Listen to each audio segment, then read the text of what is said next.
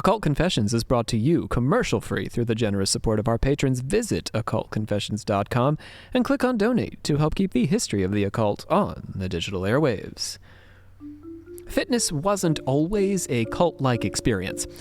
There was a time when Americans jazzercised with Jane Fonda as a way to get healthier, and we did it a few times a week in our sweatbands and our leg warmers. And then we went about the rest of our lives and didn't think about jazzercise again until the next class came around.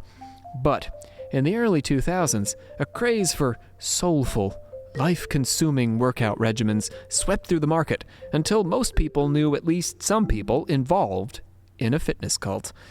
By fitness cult, I mean an exercise routine that claims to do more than just improve the bodies of the participants, but also their minds, their spirits, or their existential beings. By fitness cult, I also mean an exercise routine that makes heavy demands on participants in terms of time, money, physical pain, and or bodily fluids, and often becomes abusive and exploitative. In the West, religion and health have often had a close relationship with each other. Think, for example, of the dietary restrictions of the Jews, which some scholars believe were about avoiding foods likely to carry disease, by the way. But it's diet that's generally been the focus of Western religions, not exercise. Only in the East has exercise played a role, as in Indian yoga or Chinese Tai Chi or Qigong. But these spiritually infused exercise practices were not especially cult-like, at least in their countries of origin. Americans are largely responsible for discovering how to make exercising a cult. The link between exercise and the spiritual life of the exerciser wasn't invented until after Y2K, nor were intense fitness-demanding fitness routines invented after Y2K, but bringing these things together into a practice designed to cultivate commitment to the corporatized and franchised exercise routine as the best possible path to overall well-being is a 21st century innovation, and one that is probably at this point a thing of the past, at least for now. Today on Occult Confessions, the history of fitness cults. And I am joined this day by, my name is Dr. Rob C. Thompson, by the way, FYI, in case you didn't know. I am your Supreme Hierophant, joined by Olivia Litterall, Grand Master of the Order, back from the stage, and probably heading back to the stage. Oh, wait, I'm going to a stage? Well, you just got done a show, right, over the summer, and you're That's gonna... true. Well, you're doing some makeup, No, maybe I'm doing getting on the stage again. Some blood and maybe laid in a bathtub. I don't know. Already Halloween here in Occult Confessions land. What's going on? How are things? You know about fitness cults? You were involved in a cult of diet cult. I would say my mom more so, and I was just along for the ride. She dragged you into the Weight Watcher Every cult. single goddamn Weight Watchers meeting. And my mom also did jazzercise. That was a big thing. But that's not culty, right? I don't know. I thought it was a little, like, when I was a kid. That was like, I would not go to jazzercise, but I would go to Weight Watchers with her. Oh. And some of those snacks were kind of good. You like the snacks? Yeah, my mom used to get real pissed because I would eat them, and she'd be like, this box of bars was like $25, you bitch. It's got a little MLM phenomenon to it, Weight Watchers. I remember, Weight Watchers was big in the 90s. I do remember that. It was like the meetings, like even the one in Denton that she would go to was like, it was like packed. It was like so many women, I remember. But not anymore, right? I don't think so. Your mom's done, right? Oh, yeah. Yeah, that was ages ago. That was the 90s. Nah, my mom's out here. No, but my mom does like Tai Chi. She does like line dancing. She bikes. Oh, that sounds more fun now. Yeah, 100%. Sitting in a meeting and talking about your calories. No, yeah. That whole thing is weird. Everything's all points. Savannah Verrett is here, our sister of the 84th degree. Hello. What's going on Strange Ride these days? What is? We just got done talking about... Oh my God, I'm sorry. You can't remember what we were talking about last month? What the fuck did we talk about? Well, see, now I can't remember now that you're doing I feel it. like I knew for a second. And Splash Mountain and we did do Stockholm Splash Syndrome. Mountain. Oh, right, Stockholm Syndrome. Maybe we should... Right. I should probably know what we talk about on Well, my you got that podcast. Stockholm Syndrome, so you're identifying with people who don't know about your show? I don't know. I don't think any of that works. Julian Tubbs is here as well. Julian, welcome. Hello. How are things? 1 hour, 1 life. They're good. Yeah. 1 hour, 1 life. Oh, that's One true Life too. was a Yeah. really weird video That game. was- Oh, I thought that was the last There's one so you many. did. I for reptilians too, and I You did hated do the talking about space them. I Nazis, hate yeah, them. yeah, I yeah. hate them. Anyway, let's pledge it out, friends. We, the members of the secret order of alchemical actors, do solemnly commit ourselves to a full and honest telling of the history of the occult as far as we know it. Olivia broke in the middle of that. I fucked up. I almost started doing the strange ride one. Oh, I said no. I don't keep know my what legs happened to on. me, but I had an aneurysm. I'm sorry. So she's still here, friends. Don't worry. I'm here. We the members. I'm here. Alrighty, let's see if I got anything to say here. Let's make a noise, Olivia. Shania P. has joined our patrons, as well as Rosalie W., Ryan L., Cut A., Tig, Christopher C., and Keto. We also got a pledge bump keto from diet? That keto diet? Wow. Yeah. Okay. Olivia's really going to want to talk about diets today. That's good. Thank you, friends. There are good things happening on the Patreon, and we hope you will check it out. Bree is working on a series that I hope will start recording very soon. Who's that? You know Bree. Who's You've that heard bitch? of her. I never heard of her a day in my Brianna. life. Something about psychology and magic and It's creepy stuff. true crime. Yeah, that's stuff She she's sounds insane. into. Aren't we all? All right, make a sound, Olivia. Oh, yeah, those did match pretty well. That felt good. Thank you. The notion of fitness as a cult probably owes a significant part of its cultural genetics to the importation of yoga into the United States. Now, here's where my nerd stuff really belongs. After I get into the soul cycle and stuff, I have no idea what I'm talking about. Yoga philosophy, I can do this, and meditation was first introduced to the United States by Swami Vivekananda during the World Parliament of Religions in Chicago in 1893. Good year.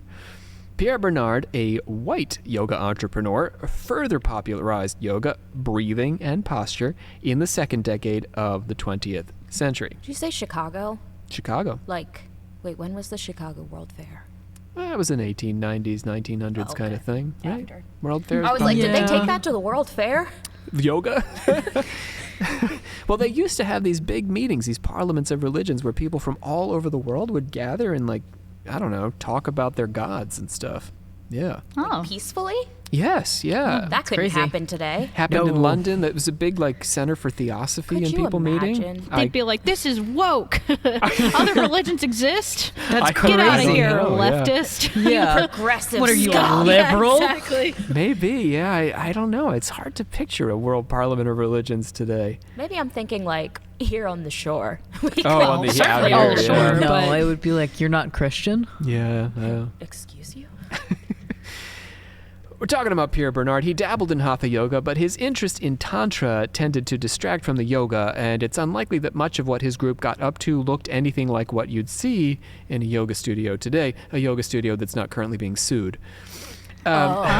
Tantra. Okay, now I gotcha. Those poses were largely created, hatha that is, in India by Krishnamacharya in the 1930s at his Yogashala kingdom in Mysore. So what you see at a yoga studio today dates to about the 1930s, this guy Krishnamacharya. Oh wow, that's like not that long ago. Yeah, it's pretty recent. Well, hatha yoga itself is only like 100 years old, yeah. So yoga is thousands of years old, Sure. but the poses and all, fairly That's recent. kind of weird to think about. Yeah, because you think it's this ancient thing. Yeah. I think Yeah. some of these, yoga teachers are like, yeah, and it's true, yoga is old, But they just haven't not been what they're like- doing. Yeah. They're not warrior posing in Yeah. 1,000 years ago. Well, maybe. Yeah, it's, I don't know if it's like the equivalent of like, theater's 2,000 years old, but the specific kind of theater we do I see. is She was fairly fairly new. Yeah, new. yeah. So before the Second World War, yoga in America and the Western world tended to be regarded as bohemian and countercultural. Oh. Yeah, that's where we live. But after the war, Krishnamacharya's students brought his exercises to America. Indra Devi established a yoga studio in Hollywood in 1948. That's all you need to do. We belong in Hollywood. If you're going to start a movement, Oh, yeah. we Do it in belong Hollywood. Oh, I thought you meant we not us belong. personally, but yeah, Okay. if we're trying to start a cult or whatever, an exercise fad, always. or like sell The juice. West in LA California, in general, yeah. Let's start in Absolutely, Hollywood. yeah. You got to get some YouTubers on board. Yeah, I'm going to be doing a whole series about Krishnamurti, Jiddu Krishnamurti, and he had he discovered enlightenment basically outside of LA in Ojai, California. Yeah. I mean, Anyway, cool guy. We'll get there, but we're not there today. Today we're talking about Krishnamacharya. Anyway, It's 1948. It's Hollywood. The rich and the famous are now doing yoga. Belur Iyengar further spread the idea of yoga as exercise from his studio in San Francisco. So now we got the Northern California and the Southern California. This overlapped with yoga's promulgation as a spiritual practice, particularly now in the 1960s when Indian philosophy, just went crazy because the Beatles are doing it and everybody's going to India to meet a guru.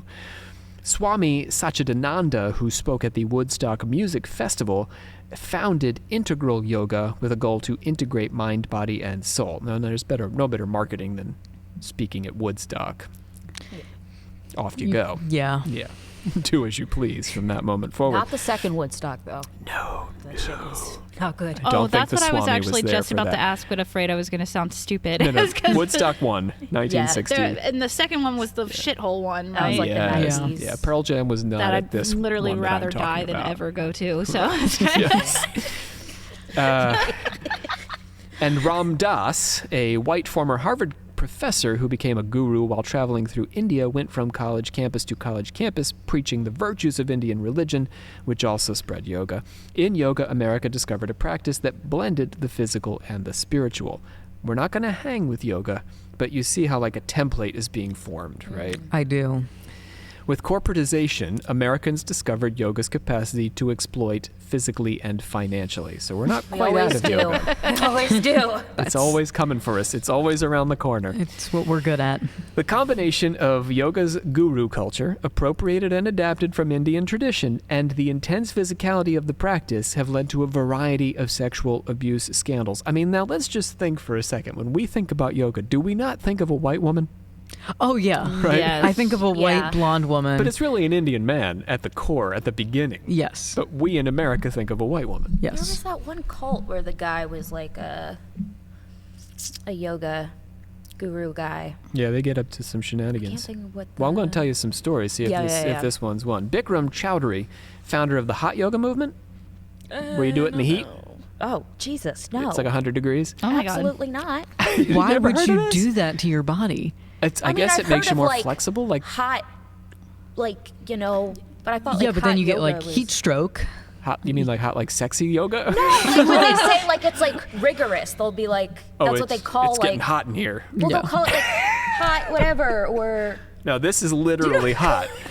There's like steam in sound the crazy. room. Okay. Yeah, they Oh, so it's crank like up the a thermostat. sauna. Yes, it's hot. Yeah. I mean, I Well, guess, but then physically also, hot. but Awful. also with like moving around and stuff, that's not comfortable. I think it has to do with you are sweating things out, right? So that Yeah. people think that's good for them, and It I know melts that your maybe muscles, that's true. so you're more wiggly. Maybe I don't know. Are you That, actually sweating anything out? Is I that don't know if I science? believe it. Yeah, I don't Okay. think that's. I well, mean, you're definitely sweating at least. there are definitely Yeah. people who listen who are way into it, so I don't want to take it away from them. But I've done Okay, no okay. research on it, so I can't say. That's one of those things I've always like been like, is that?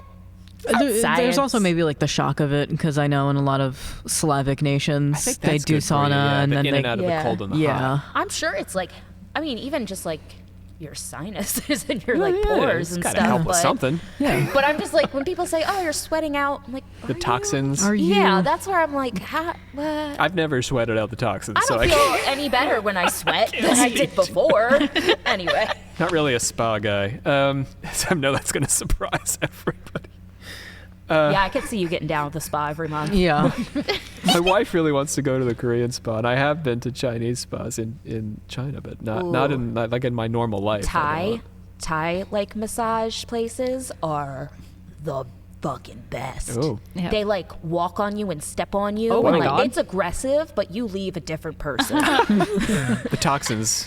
You The leave the toxins. They toxins take behind. the toxins right the fuck out They- of you. they They step stomp in- on those With their bitches. Stomp feet? them out of there. Yeah, they take it with Oh, their they feet. Stomp them out. They absorb it through their feet. Oh. We're talking about hot yoga. So Bikram Chowdhury was accused in a lawsuit of creating a cult-like atmosphere in which he used yoga teacher training classes as a pretext to groom and abuse young women. I use the word groom advisedly. He is actually doing it. We need to bear in mind the word groom is often used to describe things that aren't happening. But it does happen. People do groom, right? It's true. What made Chowdhury's approach to yoga cult-like? That is the question. First, it coalesced around Chowdhury himself, who claimed to have taught yoga to NASA astronauts and the Beatles. And the Beatles did like India, but I don't think they ever learned hot yoga. I love those two. I mean- NASA, the Beatles, right in line with each other. Very similar. I mean, they both have stellar reputations, Oh. you know? Chowdhury also established expensive training retreats at hotel resorts where would-be teachers attended for 9 weeks before being certified to represent the trademarked franchise. Students participated in a series of sessions throughout the day and in the evening. Chowdhury taught from a throne. Is this the one where it's like mass people in the room? And he's up on I know a chair. exactly what you're talking Yeah. about. I've Oh. watched He's this. on a literal throne. He's on an actual throne, There's like yes. hundreds of people in the room, like with him. Is he like up there doing it and they're mimicking him? He's receiving or a massage. Oh, While He's on they're a throne doing being yoga? massaged Oh my while God, as he soon as you instructs said them. that, I was like, wait That's a minute, I watched crazy. this. Yeah. Yeah, this has definitely been a documentary. for Yeah. sure, yeah. Okay. Later in the night, Chowdhury invited an inner circle of students to watch Bollywood movies with him until 3 a.m. Now, I love Bollywood movies. I also love Bollywood. Are they short, Julian? No. They can be 4 hours long. The short ones are 3 hours long. Yeah, but they can go up to like 9 hours. But it's like What? 10 yeah, o'clock at I've night, seen right? 9 hours. Yeah. It's 10 o'clock at night, and you're just done watching him get massaged and, like, you know, stretching yourself and doing stuff and being hot. And then he's like, okay, now come back to my room. But not just you, so it's not even all that sexy. It's like you and like 8 other people, and we're going to watch. Just watch Bollywood. Yeah, I don't know why this is so funny to me. because it's ridiculous. It is. I'd be so pissed. But the social pressure, you're like, oh yeah, I guess I should probably go. Like if I did this to my college students, right? Like my first year college students, right? So mad. Like we're done rehearsing for the night, and I'm like, okay, we're going back to the green room, and now we're gonna watch some movies for a while. Bollywood. Yeah, that would fucking suck. But they so would do it, right? You would do it. My Yeah. kids Oh, yeah. would do it because you're taking advantage of your authority position there. exactly. Yeah. Right? Anyhow, I groomed them into Bollywood. in class, he would berate students with misogynist, racist, and homophobic comments. And then beginning in 2013, a series of civil complaints surfaced accusing him of, trigger alert, sexual violence, raping several women in his program, and he eventually fled to India, his country of birth, which is a common thing for these guys to do, these cult leaders. Yeah. Well, I guess. that- Because you Lucky can. him. Yeah, you can. It's hard to deny the cult allegations when you're sitting on a literal throne.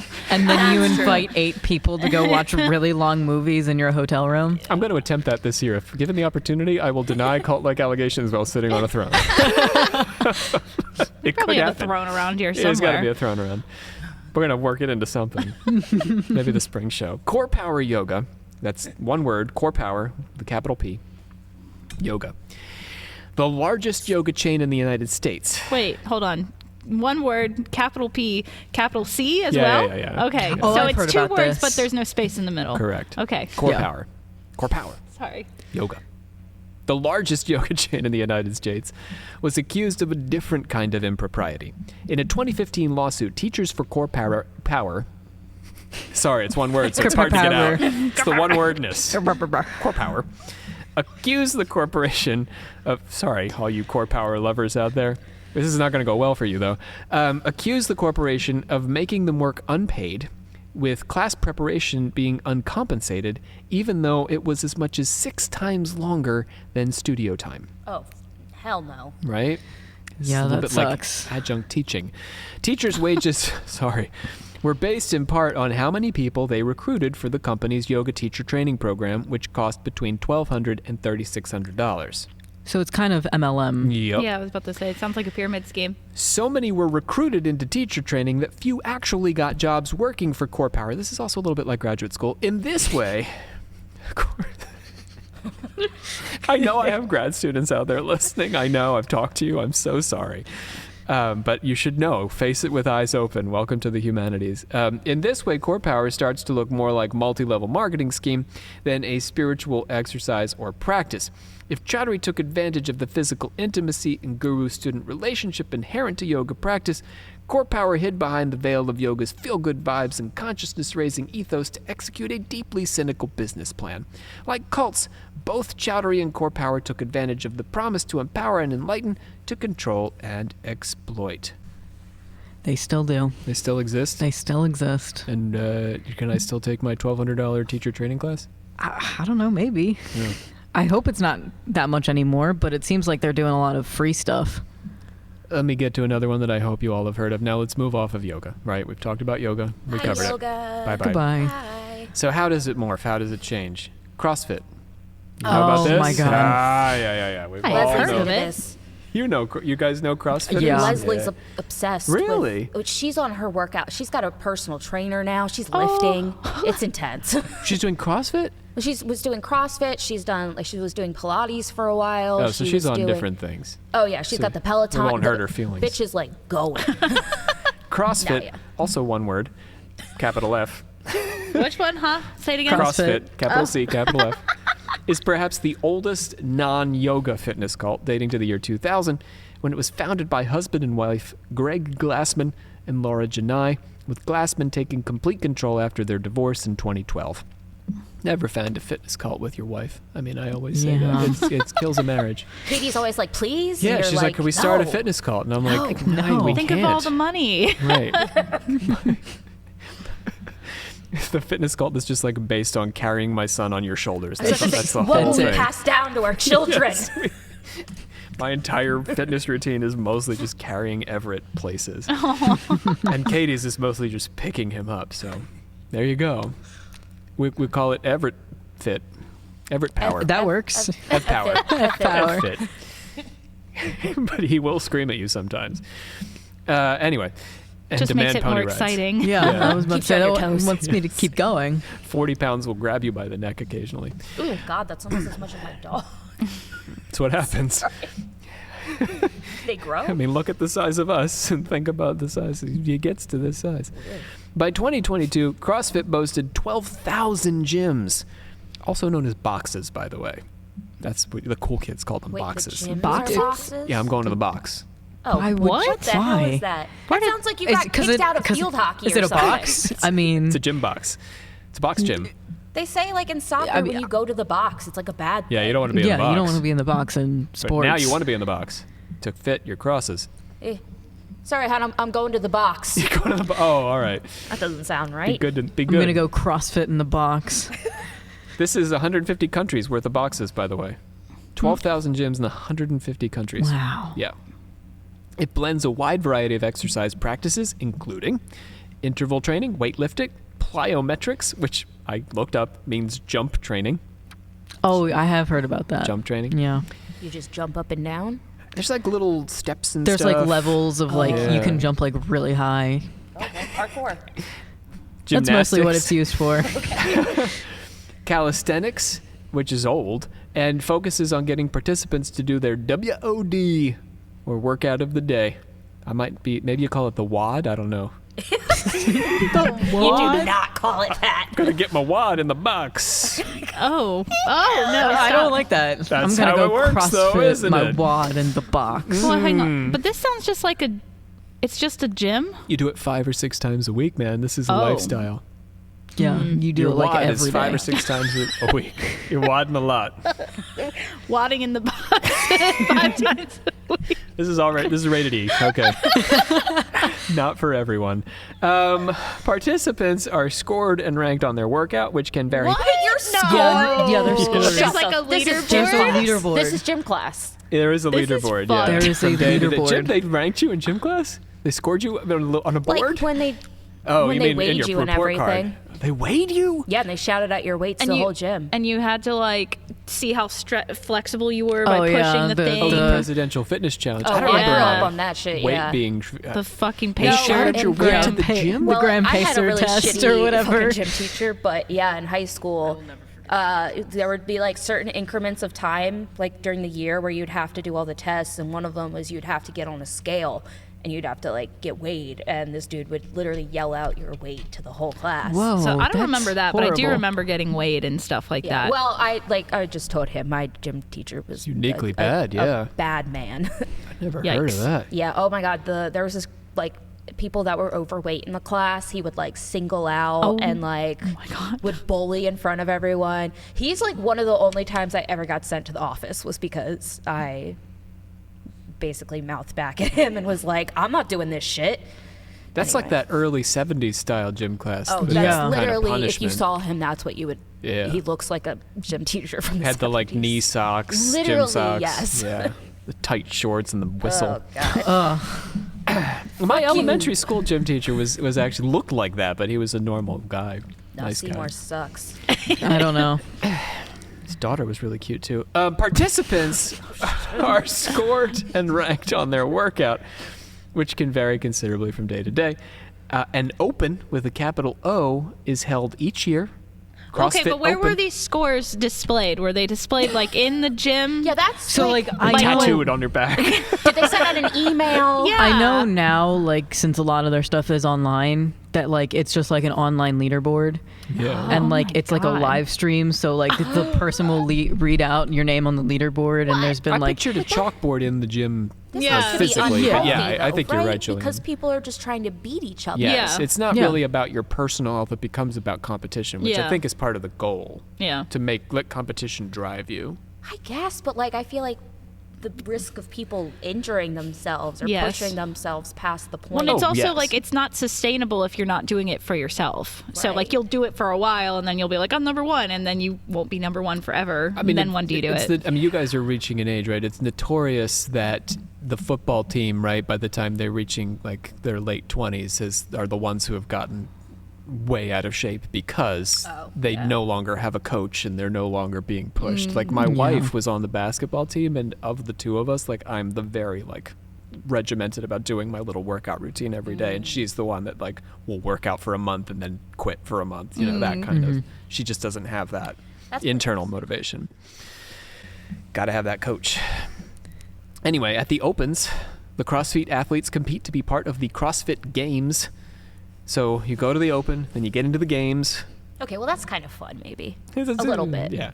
At the Games, if it was like art or something, at the Games, participants are told, or video games or something Right? fun. Yeah, without CrossFit, but, like, even, like, the everything else Olympics. sounds You just fun. weren't doing CrossFit. At the Games, participants are told in advance what activities they will be asked to perform, with winners labeled as the fittest on Earth. I don't believe that Nah, actually. they're probably not the No, fittest. because there's No. someone like out there who's just like going ham in his basement. That's Yeah. just like, He's a fit guy. yeah. Yeah. It's just Or like professional athletes. Yeah, that's better. Olympians and stuff. Yeah. Those gymnast girls and guys, they're in pretty good shape. CrossFit gyms are affiliates rather than franchises, paying $4,500 for use of the name and having to meet certain standards, otherwise operating independently, you know, like a Wendy's or something. I guess okay. I never really thought about CrossFit being like a brand. Yeah. Like I always thought about it as like a thing that you do, but not like a this is. Do you know what I mean? Well, that's interesting Yeah. because I always saw it as just a brand. Like Okay. Pure Like, Bar and yeah. all that kind of stuff. But yeah. Yeah. I mean, I also, I'm not an exercise person. so, so I wouldn't know. Not crossing those fits today. No. But I mean, like, well, like bar is that like That's the not, same idea. I don't know if it's Is a it? franchise or if it's Right, but it's- how it works, but yeah, Because it I've is done that before. But It's a like, specific brand of exercise, yeah. Sure, Yeah. but it's not like. CrossFit has its. I think like there's a way to run it. Like if you franchise a ice cream store.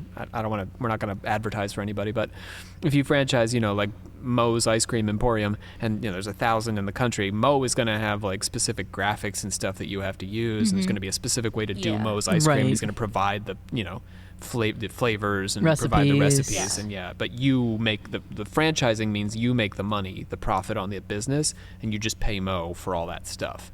So that's how CrossFit works: is you pay them for all their like methodology and logo and all that, and then you are the one running the business. The risk is yours and the profit is yours. So bar is different because like bar is just like what it's called. It's not like I have a feeling they probably do the same exercises and stuff. you think it's like I don't know if it's a franchise or if it's the brand is bar. yeah, it could be anything. Anyway, The branded intensity and push to the limits ethos of CrossFit has made it a target for critics who believe it leads to injury, as Olivia was hinting at. While studies have shown CrossFit participants are no more or less likely to be injured during their training than other athletes, the culture of CrossFit perpetuates the idea.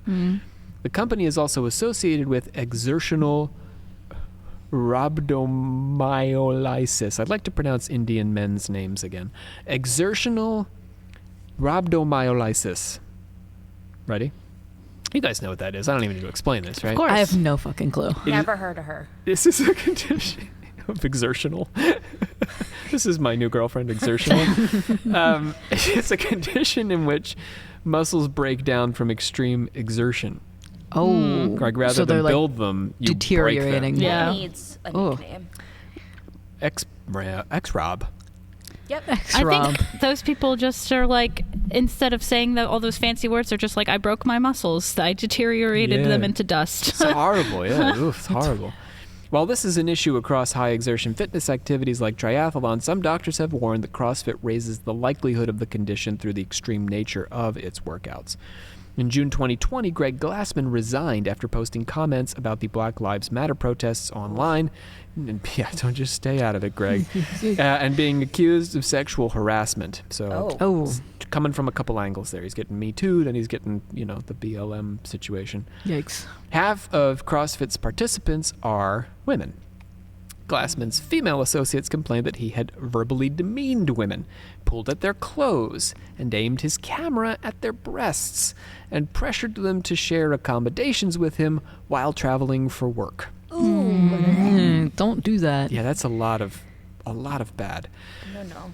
Glassman replied that these women were engaged in a kind of conspiracy to devalue the company so that they could buy it from him. Greg. What? Greg, we need to talk. It's a creative I mean, workaround, I would, though. To Yeah. buy it from him? That's wild. He really That's sat and some thought for that's some that. conspiracy theory kind of shit. Yes, I've seen men try to get out of these kinds of things, particularly when there's multiple women making the accusations. This is a clever solution. Women felt discouraged to report the abuse because the highest-ranking woman in the company was Glassman's own sister. What the hell?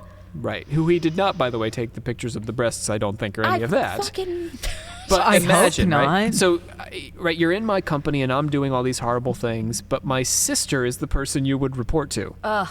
Yeah. Yeah. Right? To be that bitch would be the worst. Yeah. Not too good.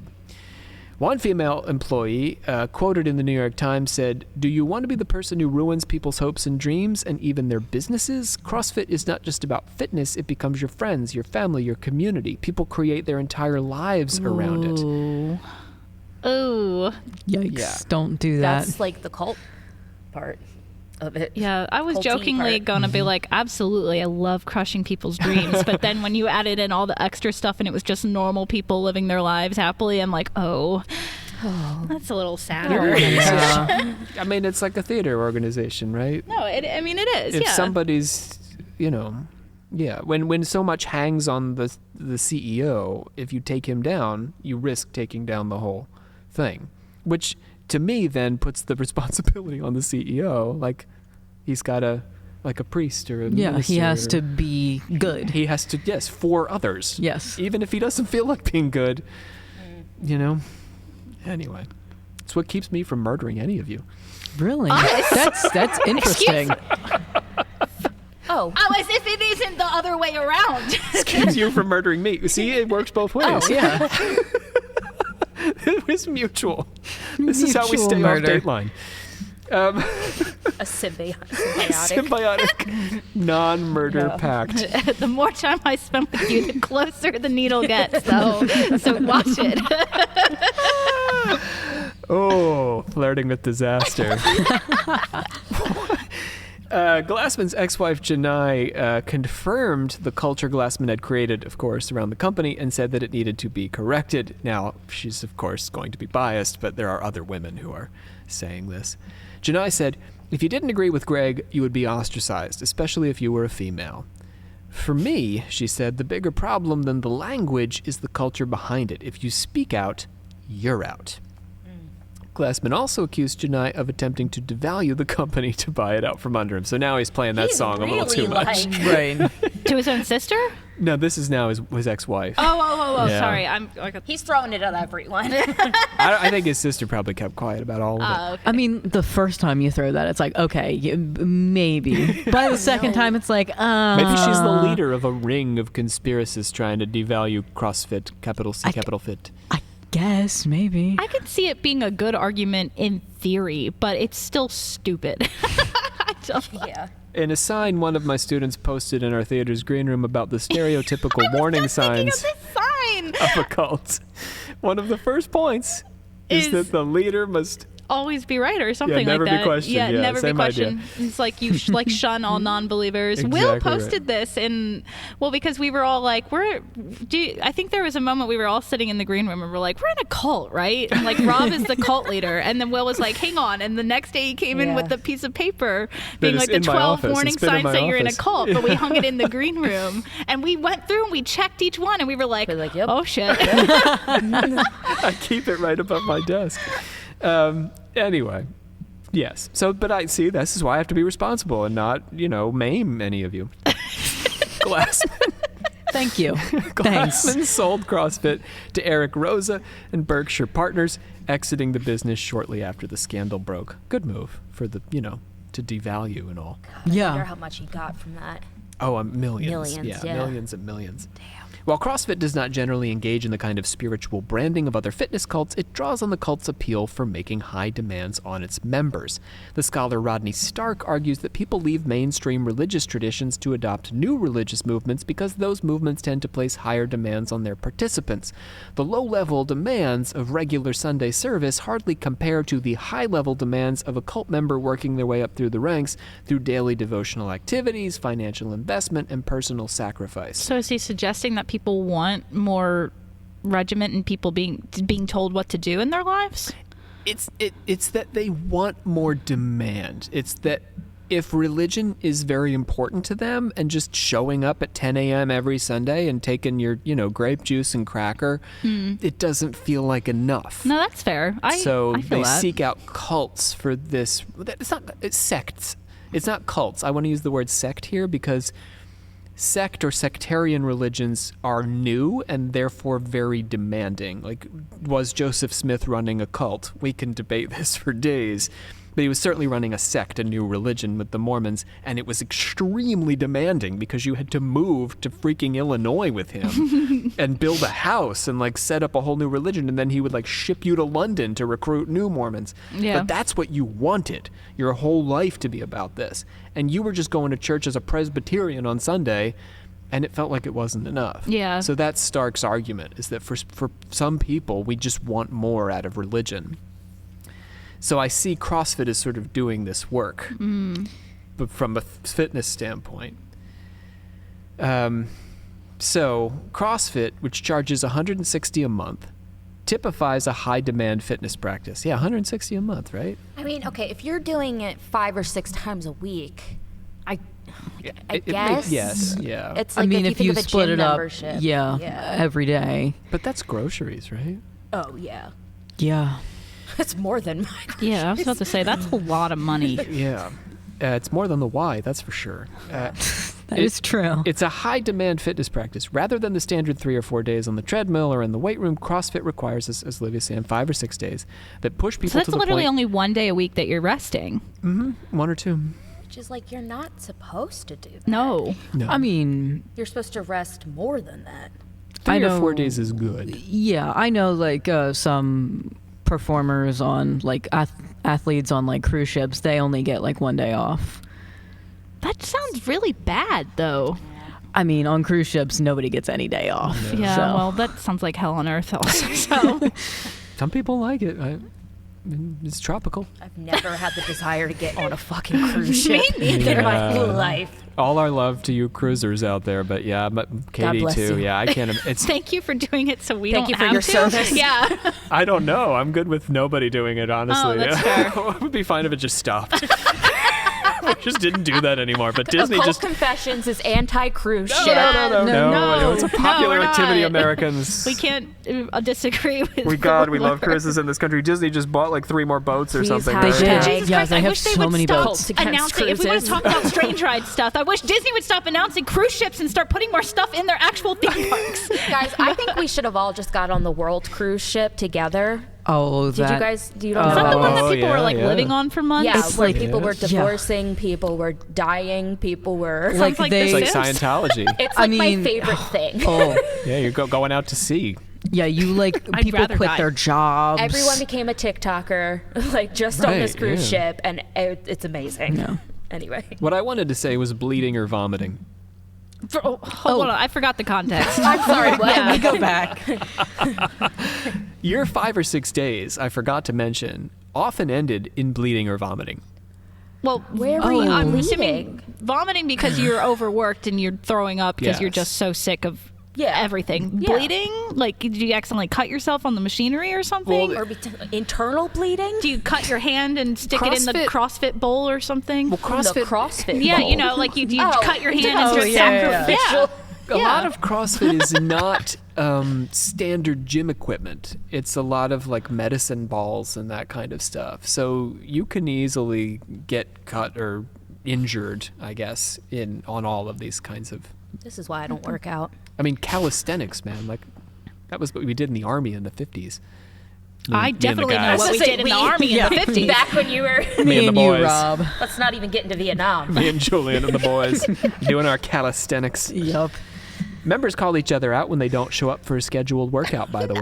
See, that's some Scientology shit. Yeah, do you That's see? some like. Oh no. I couldn't even That's some imagine old church like lady shit. if you're going through like a health crisis because like you're bleeding and vomiting every day. You're working out every fucking day. and your like best friend that does fitness Crossfitting with you, yes. is Man, just you like, gotta be in the gym. What the Notice fuck are you you weren't there. doing? yeah, Courtney's Yeah. like, I saw someone wasn't in the gym today. Yeah. Dunkin' Donuts. That would hurt. I I feel would- like I would I would fall for cry, that. yeah.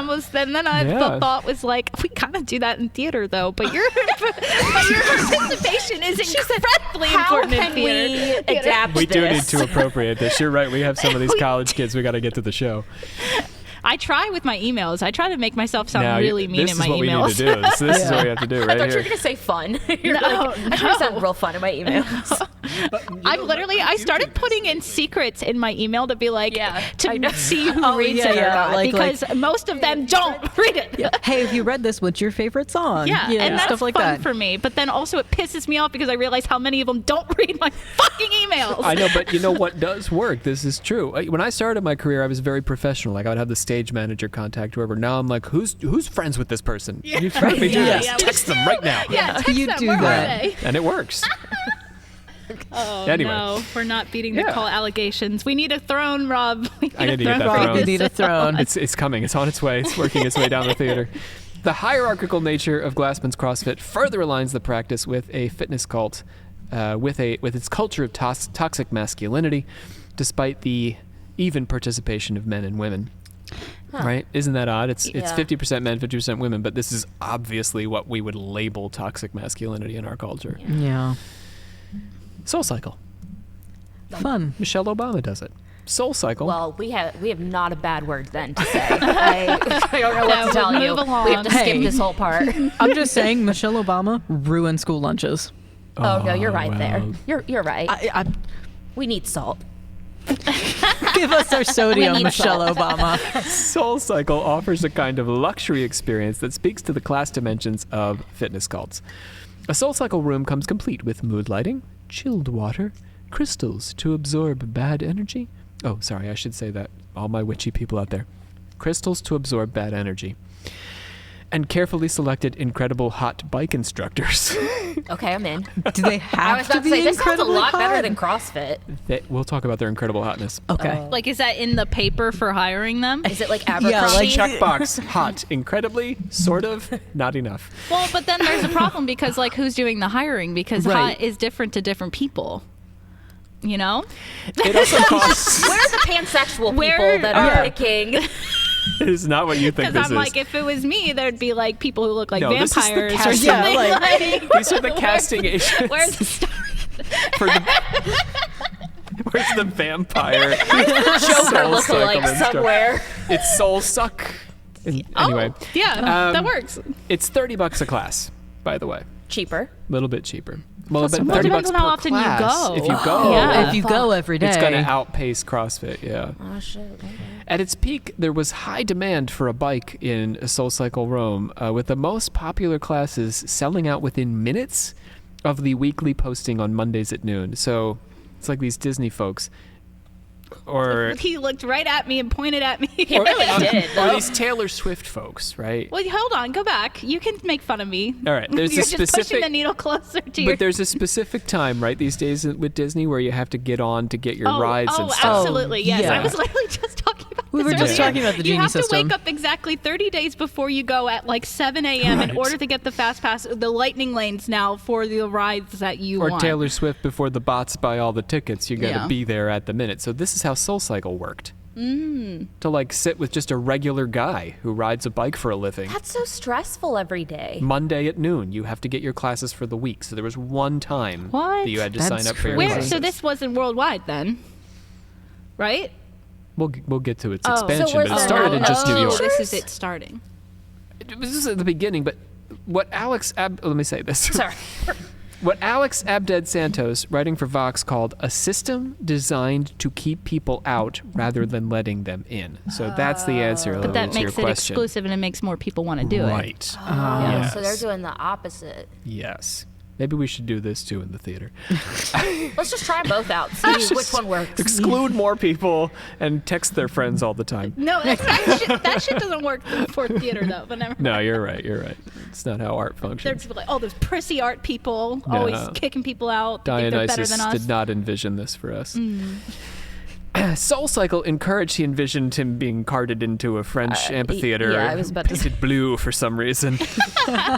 SoulCycle encouraged the creation of community by referring to its riders as a tribe, and promoted a spiritual ethos with mantras like, "Our own strength surprises us every time." Instructors. Sorry.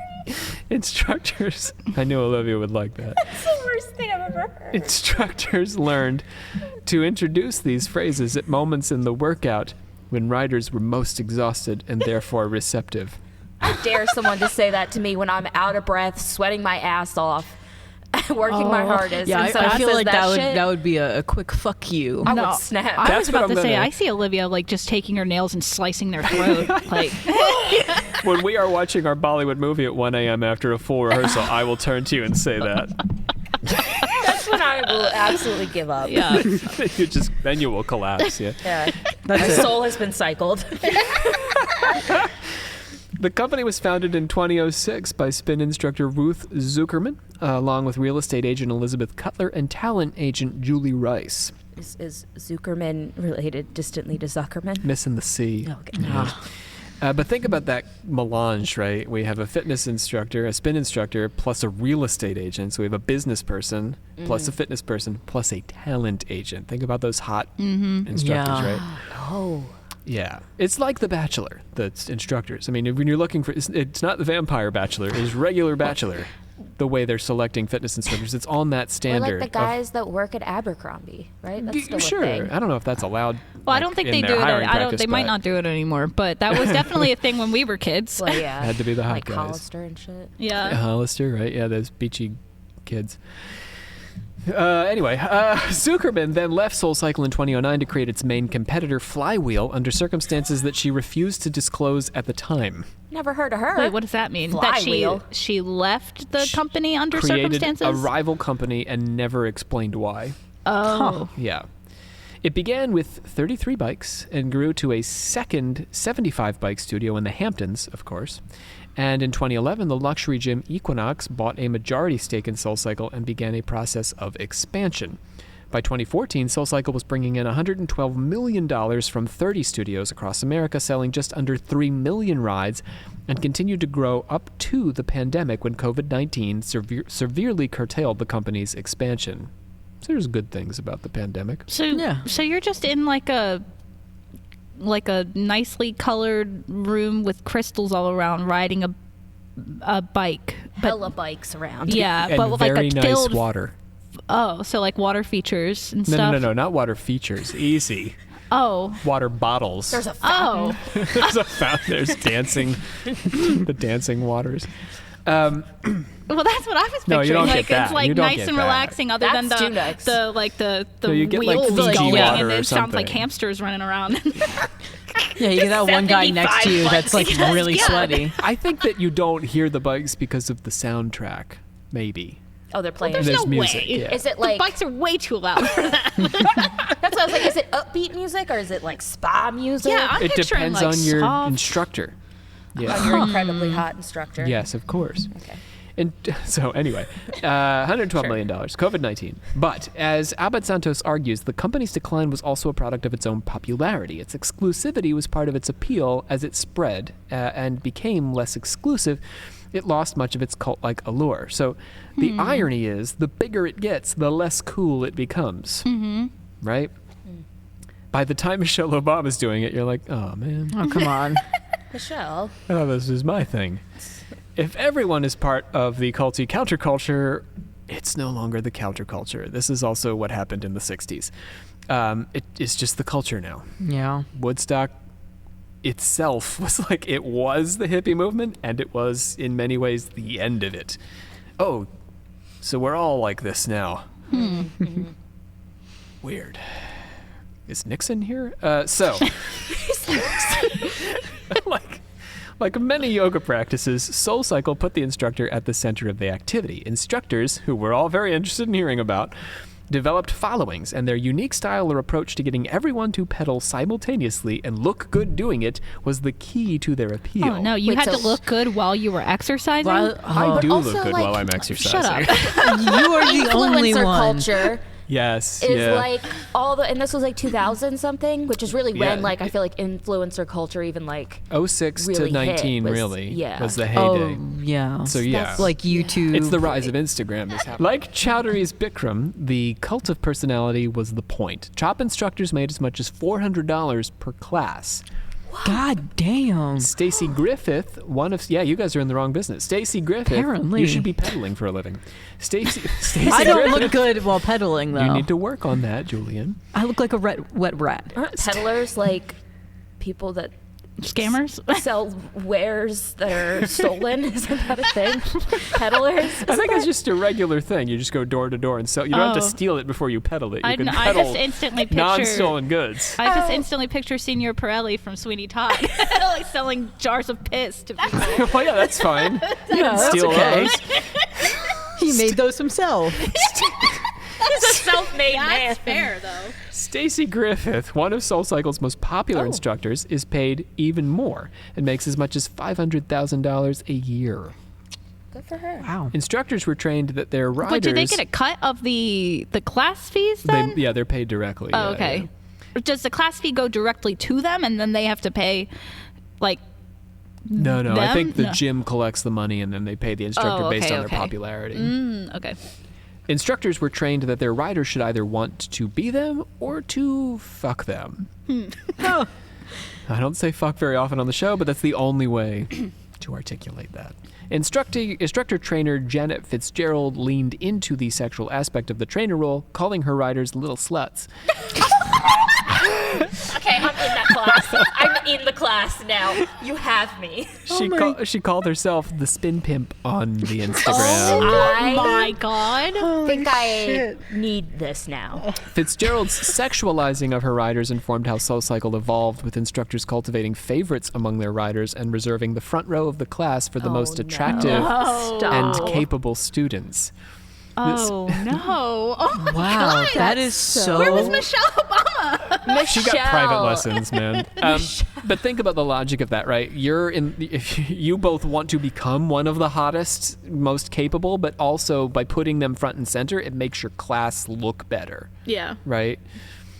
That's so bad. I don't know why that stressed me out more than anything you've said. Yeah. Well, because now there's competition. You thought it was just a hot instructor calling you a slut, but Now it's a popularity contest. Yes. Now I might not be the only little slut. I want to And- be the best slut. That's what I'm saying. I want to be a front Okay, row but now slut. think about this, right? This is going to obviously lead to you having sex with your instructor. Oh yeah. Because you're actively trying to impress your instructor. And then your instructor is actively calling you a Right. little slut. Based on how hot And you I'm are. actively loving it. Yeah. Yeah. See? I mean, it did make money, man. So Oh my god. then, We need to cut all of this from of course, the next step in this institutionalized capitalist weird sexual exercise practice is accusations of non-consensual encounters and SoulCycle covering them up in an attempt to maintain their good It's just name. giving me. I'm sorry. I've rewatched Always Sunny in Philadelphia. Well, I had COVID last week, so so I was in quarantine all last week, and it just is reminding me of Dennis with the implication. The implication. Like him It's on, the implication. He was on the Yeah. boat with that girl, and Yeah. he's like, "Well, there's nowhere to go, so you want to be in the front of my cycle. I'm putting you in the front of the room. Yeah. So there's no other choice but to fuck You know me." the implication. Yes. A toxic environment of high school-like competition that finally got Olivia off the bike sprung up and flourished, encouraged by the way SoulCycle cultivated adoration for its instructors and rendered their services exclusive and difficult to access. An instructive counterpoint to all these cult-like exercise programs, here we go, here's something nice, and a pioneer in 21st century spiritual fitness was Patricia Moreno and her Intensati, spelled I-N-T-E-N capital S, A-T-I, Intensati. Why? It's a portmanteau of intention and the Buddhist word for mindfulness. Oh. Yeah, Well, at least it makes sense. in its way. Began in completely 2002. It paired physical actions with mantras and affirmations. While kickboxing, Moreno would prompt her class to say, "I am worthy of my own love, and everything I need is within me." Well, we're kickboxing? While you're kickboxing. Okay. Moreno spread her I kind of like the juxtaposition of like the nice things while you're kicking something's And ass. I'm like, I want someone being like, get that bitch, get him. That's true though. Moreno's I'm worthy of love, goddammit! Stop depriving me. She spread her program through Equinox gym chains as well as online and on YouTube and Instagram. She had trained in both aerobics and yoga, and her merging of the spiritual and physical outside the context of yoga became the vanguard of early 2000s workout programs. Moreno, who died in 2022, unfortunately, of cervical cancer, is notable for having created a spiritual exercise routine and yet not created a workout cult. So how did she do it? She began as an Equinox instructor, having entered the gym scene when she worried over her weight as a teenager. Moreno saw intensity as a way to create a more positive and affirmative fitness routine in response to the more negative fat-burning culture of the 80s and 90s fitness scene, which maybe is why you didn't want to go to jazzercise. Moreno's instructors did not work exclusively in but can you see now how jazzercise did not accomplish the CrossFitization and Yeah. or Soul Cycle? Because just like your mom could be an instructor, I knew jazzercise instructors, right? And they're just regular women. Yeah. We made references to jazzercise in our show last I semester. loved The Jazzy Jazzy Johnsons. Moreno saw intensity as a way to create, as I'm saying, Moreno's instructors did not work exclusively in Equinox gyms, which are mostly in Los Angeles and New York, but also at community centers, and they offered free classes online. Moreno herself gave her classes away through her YouTube channel. Something to be said for leaving the capitalist ethos a little to the side here. Comparing Moreno But to... YouTube, you can make a lot of Well, money yeah, I off of was about to YouTube say, and having your YouTube Yeah. videos still be free. But what year was this around? This is the 10s and the... That's just like prime So time that's for like making prime money on time YouTube. making money. monetization, yeah. But she's not charging... For you, it's free. Yeah, Sure. no, yeah. I'm just trying to say, I guess, Yeah, play it says devil's there's advocate. money to be made. She Yeah. did I make hear money, that. Yeah, I hear yeah. that. With the Comparing ad Moreno revenue. to Core Power or Soul Cycle, the lack of a voracious financial motive, which you guys think may still be functional. But it seems central to her ability. Well, but so for a regular instructor, if you're doing it at a community center, right, now you're not making a fortune, right? No. Yeah. Central to her ability to create a practice that didn't fall into cult-like exploitation. What makes a fitness practice cult-like is its tendency toward abuse. And that tendency seems to have a one-to-one correlation with the size of its capitalist ambitions. The hungrier the enterprise, the more likely it is to treat those who come to its practice for health and well-being as so many logs on the fire of its appetite. If money is the goal rather than improving the lives of students, then this priority dictates how expendable students and even teachers become in the pursuit of more dollars. If the enterprise is primarily concerned with the student rather than the student's money, it becomes much less likely that the instructors or CEOs will physically and mentally abuse those students. The fitness cult wants to keep you hooked by any means necessary, not for you, but for your money. And the cult leader's sense of power and control is, like a residual. In this way, the fitness cult has as much in common with the tobacco industry or fast food as it does with Scientology or NXIVM.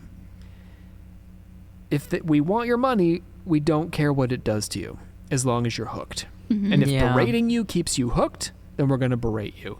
If sexualizing you keeps you hooked, then we're going to sexualize you. All we care is that you keep coming and you keep paying. Mm-hmm. What are people looking for in these fitness cults? And now I want to bring home the whole cults series here. Or for that matter, multi-level marketing schemes, or secret Nazi space programs. Yeah, I was about to say. Or, I don't know, black metal death cults.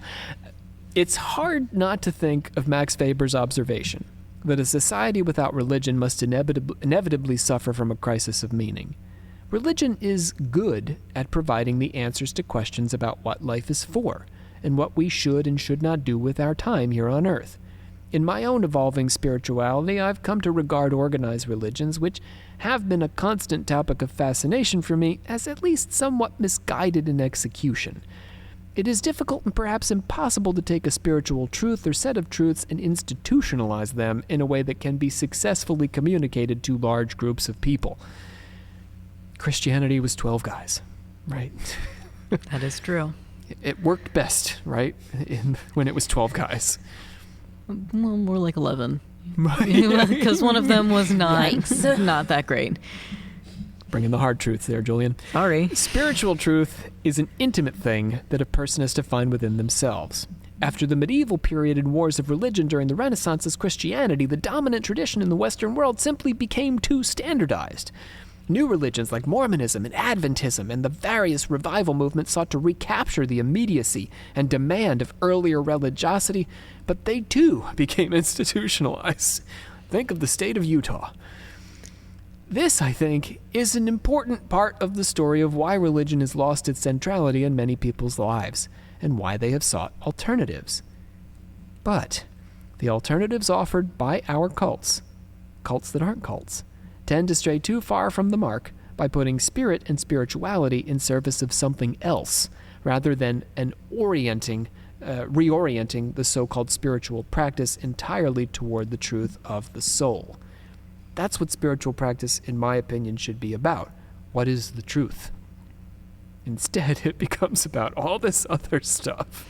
Well, and it feels like in everything that we've covered, it's always money is always an underlying thing in it too. Because even with the secret space program, it was the cult leaders of that were people who were like, you pay me and I will tell you the truth about your soul, kind of thing. Like power, that. fame, money. Yeah. The three horsemen. Where was I? Much of modern Western yoga, no matter how much it likes to talk about the chakras, is focused on health and flexibility and toned bodies. And while core fit and soul cycle elicit discipline and commitment, their group dynamics are all oriented back toward the body, so much so that sexual abuse became an inescapable aspect of their culture. Everyone is thinking about hot bodies all the time. But hot bodies, while nice, aren't enough, and they aren't the point in the larger sense. The profit motive, as Savannah is saying, further distorts the message and the purpose, leaving the spirit far in the background. The use of spirit in these contexts is then nothing more than a marketing technique to give the sense that there's a deeper purpose at work than there actually is. But why do people seek spiritual truth in these obviously material ways? I suspect it has something to do with the fact that we don't know what spiritual truth looks like, so we're not sure how to look for it. It's getting deep here, friends, I know. Here, but you guys have sat through, listeners, friends, you've sat through all these cults that aren't cults. What is it for? I'm going to try to tell you what I think it's for. Anyway, here, organized religion has a leg up on our cults. It puts us in the general vicinity, at least. At least we're talking about non-material things, right? At least we're interested in the truth. But when it claims to have the whole truth, people get disillusioned because it's really just weak tea. It's the right tea, Julian likes tea. I love tea. But weak tea, man. You've had weak tea. I have. You want that good tea, that all I them want that- leaves. You that's- want that full-bodied flavor. Yeah. But you go to the organized church and you get weak tea. MLMs and Soul Cycle and secret space programs come in and say, look, we've got strong tea. And they do. Whoa. The drink is strong, but it takes a while to realize that it isn't any kind of tea at all. It's some sort coffee. It's like Monster Energy drink or something. It's so bad for you, and it leaves you feeling burned out and hollow. One offers you intensity, the MLMs and the CrossFit, mixing them all. The other offers spiritual focus, but the combination is really hard to find, and all too often falls into the territory of cults that aren't actually cults, unlike the groups we've been talking about this season. For many of our cults that aren't cults, the question for the follower becomes, am I merely a dupe being fooled into giving my time, my money, and my energy away to someone who doesn't care about me? This question extends across so many aspects of our social media-driven influencer landscape today, and we're talking about these influencers. And it's an important one for the enterprise we're engaged in right now. When I consume media, podcasts, posts, shows, is the producer interested in sharing something they believe is meaningful and important, or just taking advantage of me by manipulating the most base or least critical aspects of my humanity? The intention of the creator plays a substantial role in determining whether the product will be healthy for us or destructive. And when we create, we need to be cautious that we are respecting our audience rather than merely marketing to them. Will this product, this podcast, this fitness routine, this therapeutic technique, or this game make the audience's life a little better? Or will it simply make my life better through the accumulation of attention and money? It appears that those who do not respect their audience, for them there is often, if not always, a reckoning. And there should be. We must stay ever vigilant as we create and as we experience the culture we participate in. Mic drop. I'm dropping. I'm done. I'm out. I'm out.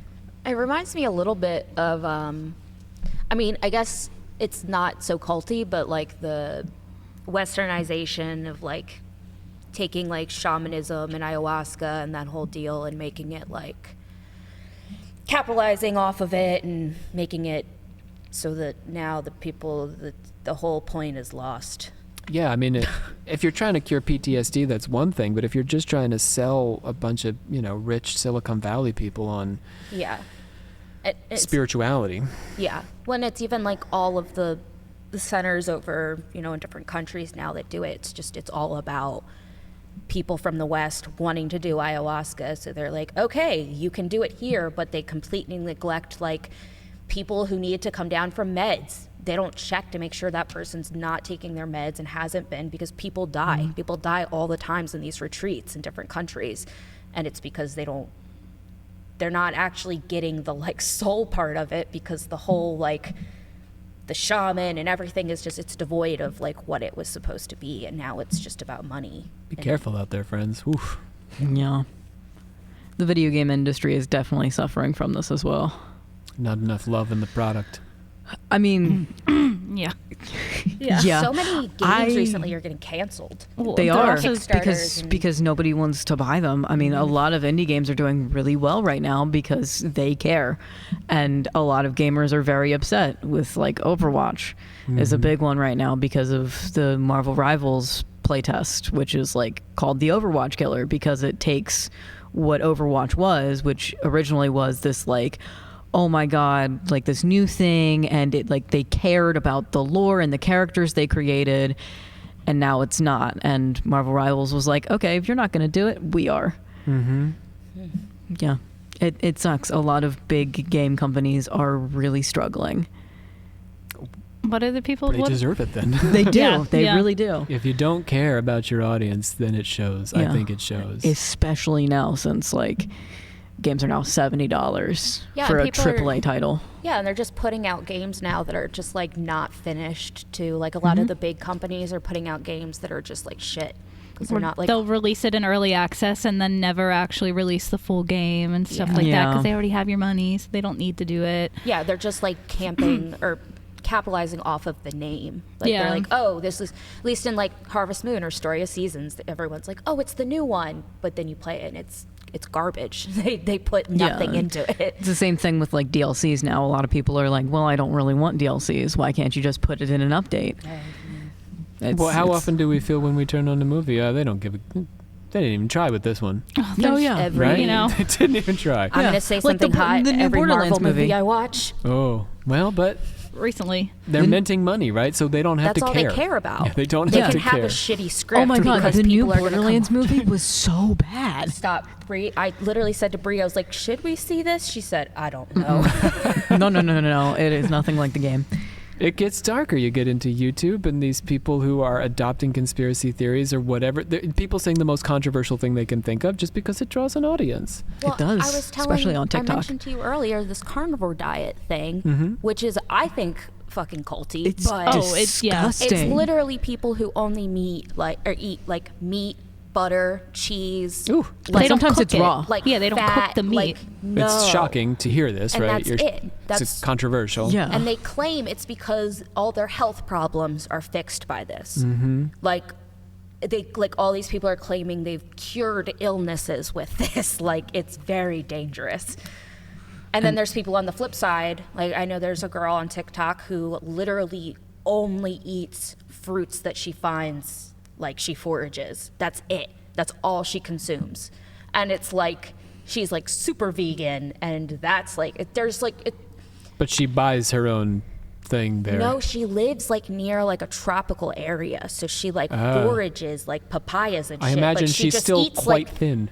Yeah, she eats like 10 papayas a day. Like, it's crazy. And then even the people that are doing the carnivore diet, it's people of all different body shapes, but like a lot of them are either really thin or really like buff. Yeah. So it gives you this like Impression that you're it's gonna good have for you. one or the other. Yeah. And they're literally saying like it cured all my problems, all my skin problems, my health problems. Like, they'll say cancer. Like, they will throw out everything. Yeah, like some TikTokers I've seen have been drinking unprocessed milk and unprocessed cheese products, which is very, very concerning because there's a reason that they're processed. Yeah, I mean, when we're thinking about the cowpox, what the hell is going on? Cowpox or something, right? Mad cow disease. I was like, is mad cow disease back? It's bird flu. Came from the cows. Cow flu, bird flu. Oh, yeah. Whether it's crossing over, that's the idea, yeah. That's and why then, these like, the unprocessed whole... milk products are most concerning, I think, at the moment. Yeah.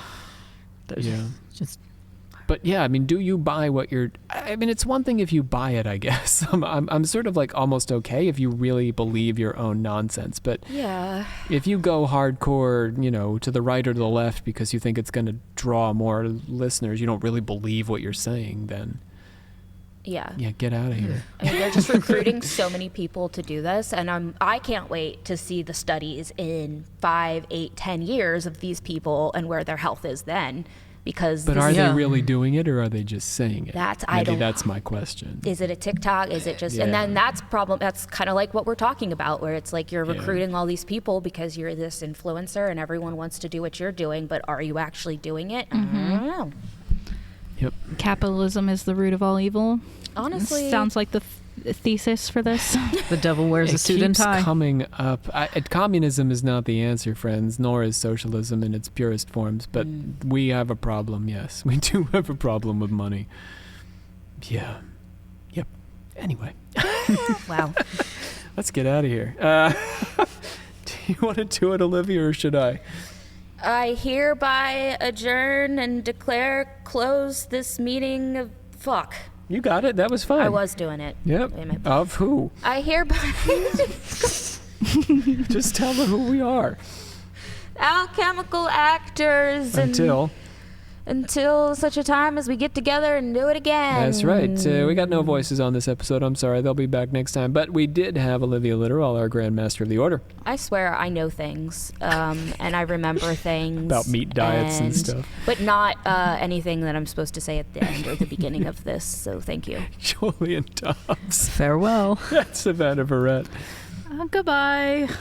I also know things. I couldn't remember what I did in my own podcast at the beginning of this episode. I've woken up now. We promise. It's summer. It's the summertime. something. We haven't woken up. This is the end of summer, really, for our podcasting season. Yeah, my brain's trying not to work until the semester starts next week. So We will be doing an interview episode or two. I'm not sure how many we're going to get in before we move on to our series on Krishnamurti, the child Messiah. So coming up, we've got series. The series will be on the Theosophical Society. And I know you guys you've heard Theosophical Society, you've heard Blavatsky, we've done all that. We haven't done a lot of second generation stuff, and it is a weird and wild story. Charles Ledbetter, who has had an episode here on the show, selects a child, an Indian boy, who he believes will become the vessel for the world teacher, who will essentially become the Messiah for the planet. And Jiddu Krishnamurti is that child. And he goes on to reject the role of guru and abandon the Theosophical Society. So we're going to tell that whole story. I can't wait. This story sounds so cool. We begin with the life of Annie Besant, who deserves time on the show. We have not given Annie Besant any time. Annie Besant went from being, she was born very hardcore Christian. She became an atheist, and then she believed in the masters of Helena Blavatsky. She became a Theosophical Society member and then the president of the society for the rest of her natural life, and believed deeply in Jiddu Krishnamurti as a Messiah. That, Wow.